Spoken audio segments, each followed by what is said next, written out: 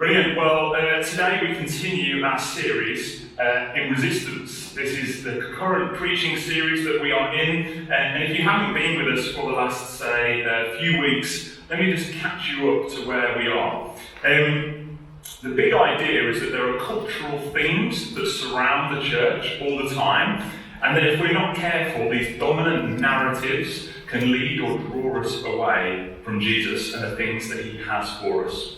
And every cultural trend that kind of permeates the culture around us, we believe that there is a countercultural lifestyle that Jesus calls his people to. So for every cultural trend, there is a countercultural lifestyle that we are called to. So we have looked at a number of different things. We've looked at the road from anxiety, the anxiety that pervades sometimes our lives, that's in the culture, that's on the up. We've looked at what the journey is to peace, to accept God's peace and the peace he has for us. We've looked at secularism to faith. What does it mean what does it mean to look at secularism and look at the dominant themes, the things that he's trying to get you to embrace and say is true, and say, no, what does it mean to be a people of faith? We've looked at tribalism to diversity. And today we're going to ask the question, what does it look like to combat a culture of cynicism with a culture of hope? What does it look like to look at cynicism for what it really is, and then to be a people of hope? And if you've just heard that and said to yourself, that'll never work, well, my cynical friends, you're in the right place. No better place for you today than right here. So basically, what is cynicism? What is cynicism? It's the belief that people are out for themselves. It's the belief that behind every kind act is probably a selfish motive. It's the belief that it's the belief that most things are probably too good to be true. Where's the catch? Where's the catch? The glass is half empty, not half full, and the light at the end of the tunnel is probably an oncoming train. That is cynicism. You feeling chipper? That's where we're going this morning. The funny thing about cynicism is that no one sets out to be cynical. I don't think any of us at 18 go, you know what, when I'm 30 or 40, I'm going to be angry, I'm going to be jaded, I'm going to be bitter, I'm going to be sarcastic. That sounds like a good life goal. That's where I'm headed. None of us actually say that. But at some point along the way, you might realise, man, when did I stop kind of trusting? When did I grow less hopeful? When did I stop hoping for fear of being let down? Maybe you remember a time when the sun would rise, you'd draw the curtains and you just feel like anything's possible. And now you're like, that just feels like a really long time ago. Well, let me tell you a little bit of a story. For me, this is how it crept up on me. Before I was in Leeds, I worked in a particularly impoverished part of Manchester. I was working for a church, and one fan of Manchester, I was working for a church in a community project there. And it was a particularly poor neighbourhood. I was a youth worker. We ran football projects and various things. We worked in pupil referral units for kids who got kicked out of school. And we also did stuff with alcoholics, with people who were on the street, people who were trapped in lifestyles of addiction. And there was one person in our team particularly invested in. His name was Lee. He was an alcoholic, and he had a particularly hard life. At the point that I got to know him, he had lost touch with his family, he didn't speak to his kids anymore, he lost his job, everything had really just turned to dust in his life. And man, we poured so much time and energy into Lee's life. One of the highlights of my week, he would come and knock on my door, our office door, and below our office there was a jerk chicken place. And we used to read the Bible and have jerk chicken. That was one of the highlights of my week, talk about a double portion. But that was what we used to do. We used to read the Bible, eat jerk chicken. And he used to tell me, man, Rich, I really want to change. I don't want this to be it for me. I want to be able to see my kids again. I want to change. And we managed to get him on the waiting list for a rehab centre. And then you fast forward a number of months, and that day came when he was able to go. We threw a big party for Lee. It was like, okay, this is it, Lee, this is like the hope of the future, like there's possibility here, this is where you need to be, you get away from all the trappings of your current lifestyle, of the group of friends that you're in, which is just so unhelpful. And this was it, full of possibility, full of hope. And then within 24 hours of him leaving, he was back. Within 24 hours. He threw in the towel, he had clashed with a member of staff there, and he had got on the first train home. And we were gutted, absolutely gutted, not just because of the hours of work, not just because of the hours of work that it put in to get me there, and it was, trust me, hours of work. But also it was the reality that we thought, if nothing changes for Lee, I'm just not sure he's going to be around much longer. That was the truth. His lifestyle, he was so vulnerable. I'm not sure he was going to be around much longer. And then about a year later, I was just arrived into Leeds. I had a call from one of the guys I used to work with. And it was the call that I think you're often dreading if you've worked with people who are particularly vulnerable. And somebody told me that Lee had died.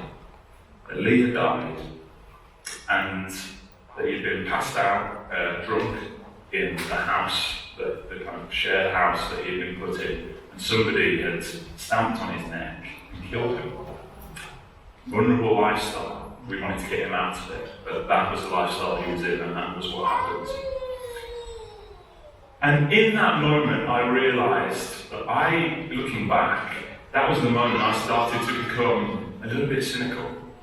Hours of support shown, hours of prayers prayed, and it led to nothing, just despair, and in Lee's case, death. And my heart got a little bit smaller that day. A seed of cynicism was planted. And maybe you know what I'm talking about. Maybe as I tell that story, maybe you've got your own story of the day that you became a little bit cynical. Maybe for you, actually, it's past relationships, and it's a hurt you've experienced. Maybe you think, I've been out with women, they're all the same, I'm done, just get a cat, that's me. Maybe you've thrown your heart into your work, maybe it's not relationships for you, maybe it's work, you've thrown your heart into your work, you've gone the extra mile, maybe you arrived early, you stayed late, and what happened? You were let go. And you're like, what? All that work? What's the point? Maybe you've been overlooked for a promotion. Why do I bother? Maybe you've got a very difficult family dynamic. Lots of us do. And people are at each other's throats. Maybe you think, I'm the voice of reason, I'm going to be the voice of peace, I'm going to bring people together. And as hard as you try, no one's listening. And you just think, what am I doing? Like flogging myself, trying to bring this family together. Nothing's going to change. Maybe you're even cynical about church. Maybe you've been hurt before and viewed to be the ultimate in the back doors here. Maybe you feel like you've been overlooked a ministry opportunity. Maybe you've been around long enough to know that even though, some of the prayers we pray here, they don't always get answered. And we don't know why. But that's the reality. And maybe unanswered prayer means that you stop praying certain prayers. Or maybe you pray them for other people if you think that's not going to be true for me. Maybe it was never a conscious choice, but if you're honest, some cynicism has grown in your heart. So we have to ask the question, why so cynical? Why?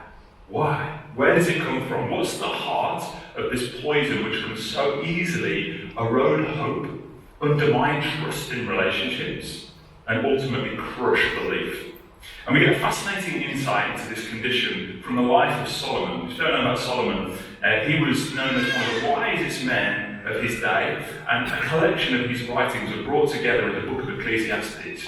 You find Ecclesiastes in the Old Testament of our Bibles.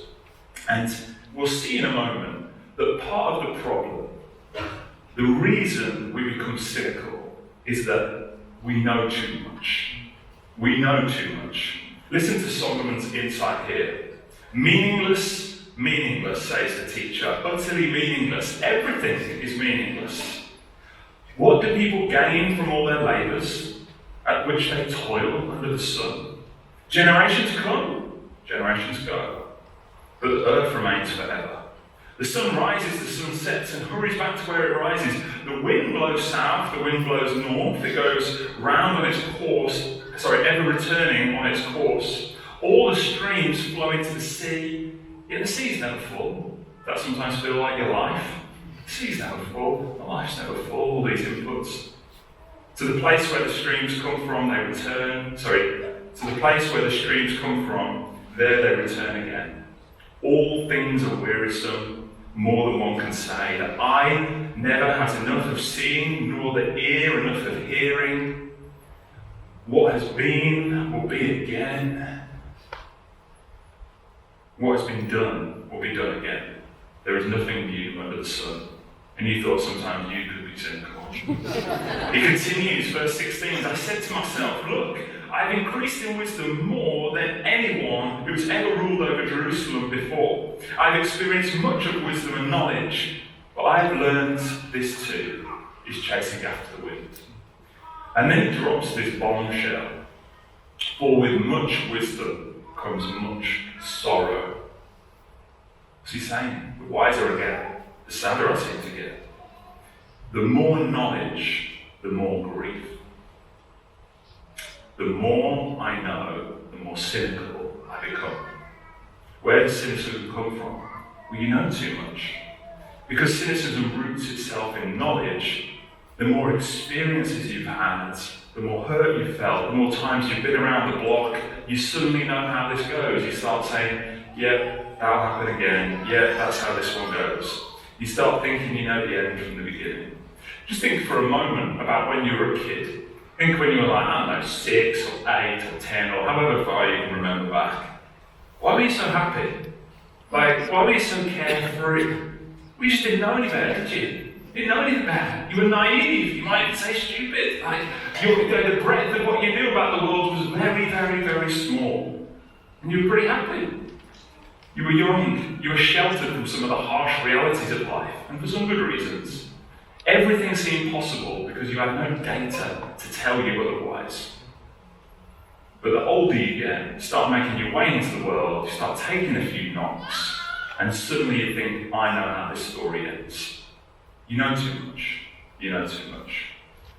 And this is how the progression, that's where it starts, but this is where it kind of leads to. You start to project past experiences onto future situations. See that pattern? Start to project your past experiences onto future situations. So for a long time, after Lee had died, if I met somebody on the streets, or even in church, who had a similar lifestyle, a similar background, were involved in the similar trappings of addictive behaviour, and they said stuff about wanting to change. They said stuff about really being committed to it. You know, if I'm honest, and this feels quite shameful to say, but a small voice inside would be like, yeah, maybe. You say that, but I'm not really sure. If I was ever in a prayer meeting where they would be talking about the power of God to rescue people from addictive behaviours, I might pray a prayer, but then inside I'd think, that's a nice sentiment, but not in my experience. It's a nice sentiment, but that's not been my experience. You start to project past experiences onto future situations. And if you do that, it progresses further, and the hurts of the past poisons possibility in the future. The hurt of the past poisons possibility in the future. You start thinking and predicting the worst, and it leads people often to play it safe. Just think if you've seen this dynamic or in your life or in the life of others. So maybe you avoid people, or you start to keep your relationships at just a fairly shallow level. Hurt before, tried to trust before. No, let's just keep it up here. This is I'm good with up here. Down here, not so much. Let's keep it up here. Shallow level. If I don't bear my heart to someone, they can't tread on it. That's the reality. And when we do that, what happens is our world gets smaller out of self-protection. And the really dangerous thing about accepting cynicism as a way of protecting yourself or as a way of dealing with hurt is that in the long run, if you close your heart to people, you close your heart to God. If you close your heart to people, you close your heart to God. You might think cynicism is a helpful strategy for self-protection, but that is what can happen. And many people have chosen that path before. Many people have gone, you know what, I'm going to turn the people valve off. I'm done with people. I'm even done with church. Just you and me, Jesus. You and me, God, in our bedroom. Let's just do that. That's far easier. That's far much less likely to get hurt. No problems come with that one. But actually, there are multiple problems that come with that. I mean, here's just one of them. One of the main ways that we know and serve God is by loving and serving people. That's the reality. That's one of the main ways that we serve God is through serving the people that he's put around us. And it's also just a bit of a false dichotomy because you only have one heart. So you can't compartmentalize your heart and go, okay, well, this bit's bitter towards people, but this bit's really soft towards God. It's like you try to draw a line here, or this bit really rejects that idea, or that doesn't like those people, but I'm warm towards these people. It's like, no, cynicism and bitterness, it's like a disease that spreads through the whole heart, spreads through the whole of who we are. And ultimately, if we're cynical about one area of life, you're probably going to slowly become cynical about many different areas of life eventually. And finally, why cynicism needs to be fought at all costs. It's because that progression ultimately leads to this. Eventually,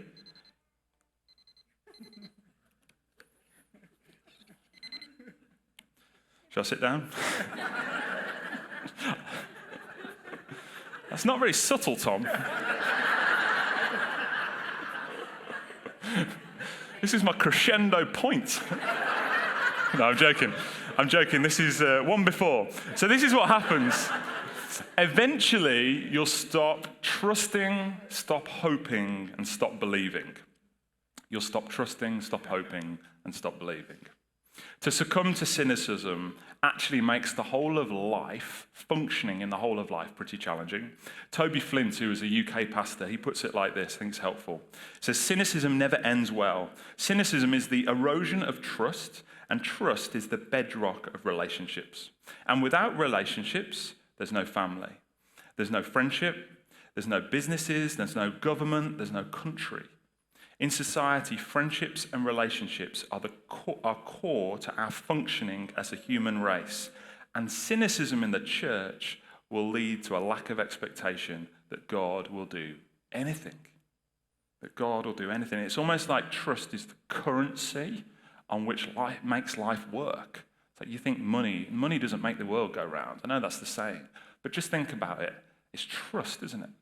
It's trust in people, trust in systems, trust that people will do what they say they're going to do. And that does make it challenging because we have been let down many times and many different people make promises they don't deliver on.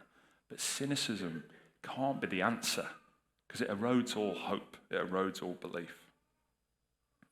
And this doesn't just have a consequence for our experience of life, but it also will compromise the main part of our calling in the world as Christians. The main part of our calling in the world as Christians. If cynicism takes root in your heart, we will start to lose the antibodies of hope that God puts in our life. We'll just start to mirror the culture back to itself. There'll be nothing distinctly different. And ultimately, I think we become irrelevant because we'll have nothing to offer a hurting world. So instead of Christians being carriers of good news, we'll just start to cynically agree with the world that there probably isn't any. But the good news is there is an antidote to the cynicism in my heart, the cynicism in yours, and the cynicism that pervades our culture and our world. There is an antidote. As pervasive as cynicism is, there is a truth which will soften even the most hardened heart. If you want to get to the root, or if you want to get rid of what cynicism is in your life, you need to bring it to God and realize that cynicism melts under the relentless hope of the gospel. Cynicism melts under the relentless hope of the gospel. The gospel means good news. Good news, and that means that there are the antibodies of hope that we have to hold out to the world is that though we turned our back on God, God didn't turn his back on us.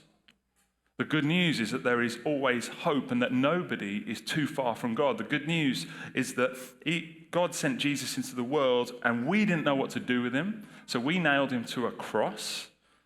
And at that moment, every cynic in the world thought, it's done. God's on the cross in the form of Jesus Christ. That's it. He had this bold plan. He's going to die. That's it. It's all done. And what happens? When every cynic thought it was done, when the disciples had their head in their hands, watching the hope evaporate in his death, 3 days later, God breaks the power of death, and Jesus rises from the dead to bring forgiveness to anybody who would hope in him. So when everyone thought it was done, God had one more play left.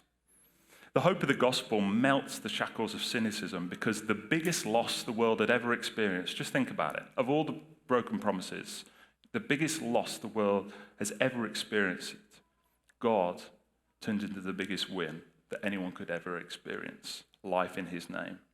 When everyone said, just another broken promise, 3 days later, God came through. When the religious leaders were ready to say, I told you so to the disciples, and the Pharisees of the day were ready to say, I told you so. He wasn't who he said he was. God took the words out of their mouths. He turned the most painful death into the most glorious resurrection, the darkest night into the brightest morning. Resist the tide of cynicism through the relentless hope of the gospel.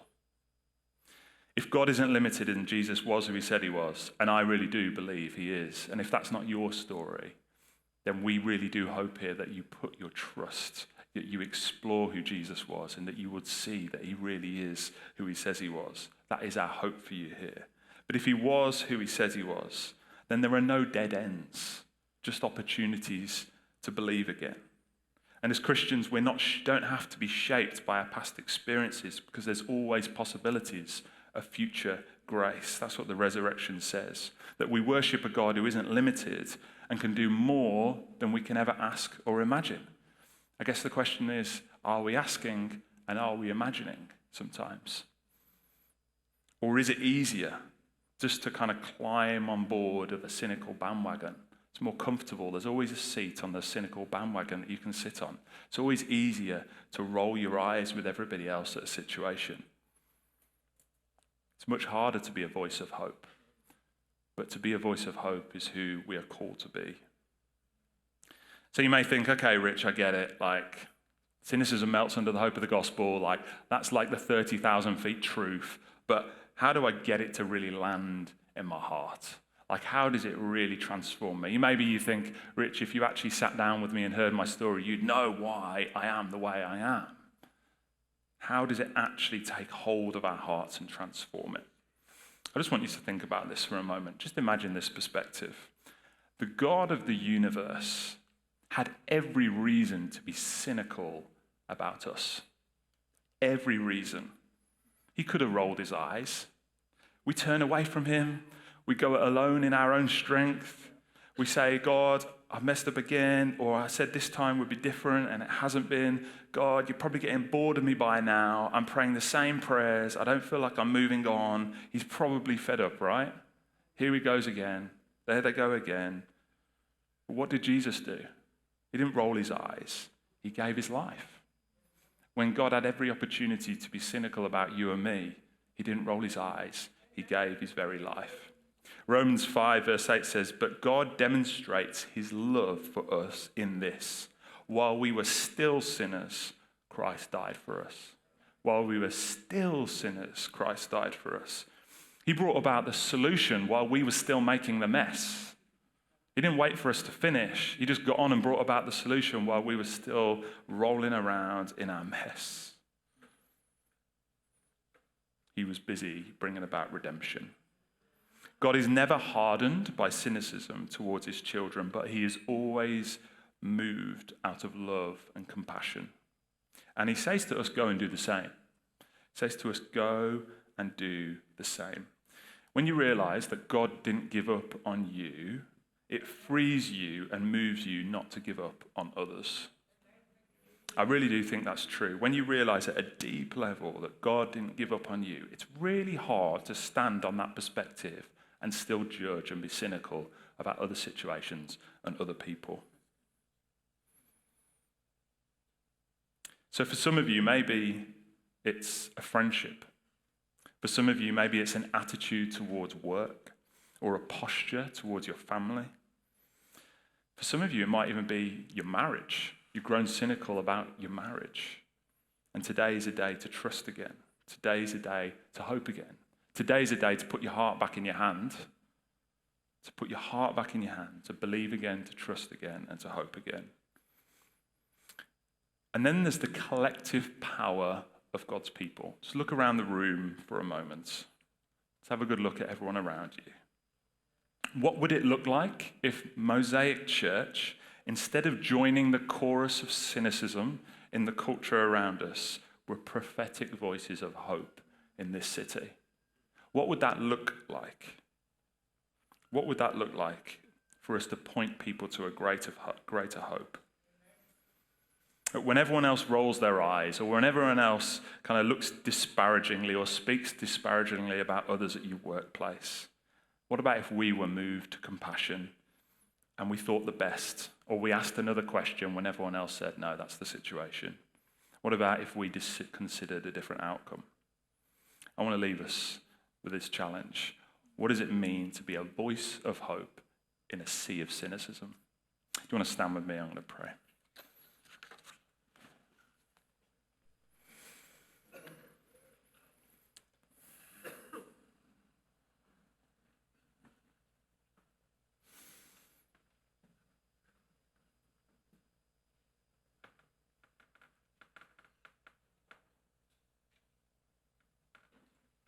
Lord Jesus, we want to make the space here this morning to just reflect honestly about the state of our hearts, to reflect honestly about where maybe the poison of cynicism has crept in and it's crept into our lives. Maybe we haven't consciously chosen it, but all of a sudden, if we're honest, this is where we've landed. This is where we've landed. And I want to pray, Lord, that by the power of your Spirit, that you would just free us, just to be vulnerable enough, just to say to you, God, like, shine a light on the areas where I've grown cynical. Like, help me just have an honest reflection moment about where I'm at with this. Lord, I thank you that when you had every reason to be cynical about us, Lord, you were moved to compassion. Lord, and for those who are sat here today who maybe feel discouraged or feel like they should be further on than they are right now in this area, those where lack of trust has entered or bitterness, maybe where it's undermined hope in the day-to-day. Because there are lots of reasons. There are lots of reasons that surround us to let go of hope. But the reality is you have placed us in this world, in this kingdom of the now and the not yet. So Lord Jesus, we stand here saying we want to be a people. We want to be a people who are able to look around, to see the brokenness but not succumb to it. To look around, to hold out hope. Lord, when others say it's only despair, that's all we're left with. Lord, we want to be resurrection people who believe that life can come from death, who believe that there are no real dead ends because you are a God of miracles. Anything is possible. Thank you. Help us, Lord, not just to roll our eyes with the pervading culture around us, but to be prophetic voices of hope in this city, to share your hope with a watching world. In your name, Jesus, we pray.